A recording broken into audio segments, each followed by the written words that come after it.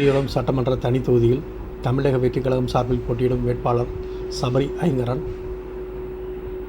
7ஆம் தேதி காலை 9 மணி அளவில் தேனி நகர் பகுதியில் மதுரை சாலை பங்களாமேடு பகுதியில் தீவிர வாக்கு சேகரிப்பில் ஈடுபட்டார்.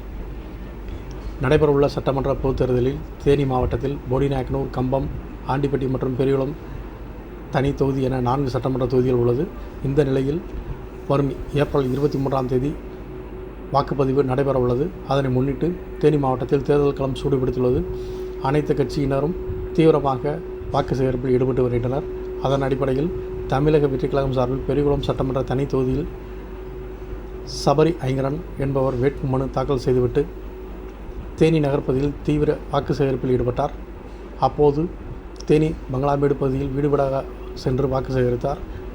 தேநீர் கடையில் உள்ள நபர்கள், அயன் வண்டியில் துணி தேய்த்து கொண்டிருப்பவரிடம் மற்றும் வீட்டில் வயதான பெண்மணி உள்ளிட்டோரிடம் தனக்கு வாக்களிக்குமாறு கைகூப்பி தீவிரமாக வாக்கு சேகரித்தார். மேலும் இப்பகுதி மக்கள் ஆரத்தி எடுத்து வேட்பாளர் சபரியை வரவேற்றனர். இந்த நிகழ்வில் தமிழக வெற்றிக் கழக தேனி நகர நிர்வாகிகள், வார்டு நிர்வாகிகள் என ஏராளமானோர் உடன் சென்றனர்.